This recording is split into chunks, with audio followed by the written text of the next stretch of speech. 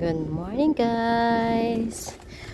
Ngayon bukas ko lang ng tindahan. So ayan na nga ang kapatid ko, tinutulungan niya ako mag-arrange.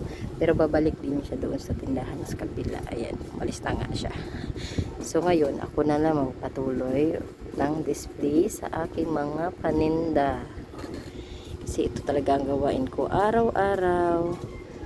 Kain, tulog lang, mapahinga ko yata. Actually, pag kakain pa nga, hindi pa nga totally na kain eh. Kasi talagang may bumibili pa rin. Ayan nga, nag-a-arrange na ako sa mga paninda ko nang makapag-start na. Charot, pero maya may mga customer na kasi. Ano, tignan mo, may customer na ako, hindi pa ako tapos. O, ganyan yung ginagawa dito. Dati nga pala, yung kapatid ko, nag-o-open siya sa tindahan na to kahit wala pa ako. Pero nung lumakas-lakas na to, nung bago pa lang yun ha. Pero ngayon kasi na medyo alam na ng mga tao na may mga paninda na ako. So, di na siya nag-o-open kasi daw sunod daw ang customer. At hindi daw niya kaya. At saka minsan may magpakudkud ba doon sa kabilang tindahan. So, ngayon, focus na lang siya doon. Saka na lang siya na mag-open ito pag darating na ako.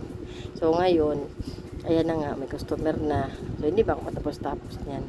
Kadalasan ganyan talaga nangyayari sa akin. Tuwing mag-open ako ng tindahan, matagal bago matapos ang display. Kay maraming customer nasisingit. So, syempre, masaya tayo dun ha. Kasi yun nga ang hanap natin eh, customer. Ngayon, yan, pang-arrange ko pa yan.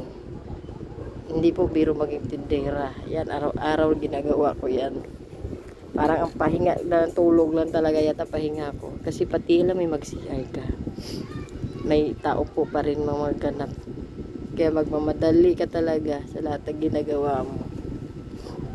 Ayan, ang busy-busy ko dyan, no. Ayan yung mga gawain ng mga tindera. Display dito, display doon.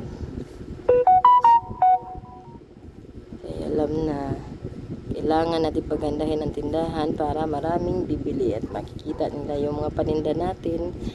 Para na nagdagdag pala ako niya ng bigas kasi yung binili ng ano. Kailangan maganda lagi yung ano ng bigas natin, display.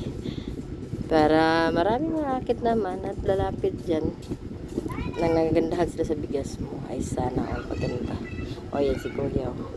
Kaya hanggang dito na lang. Good morning!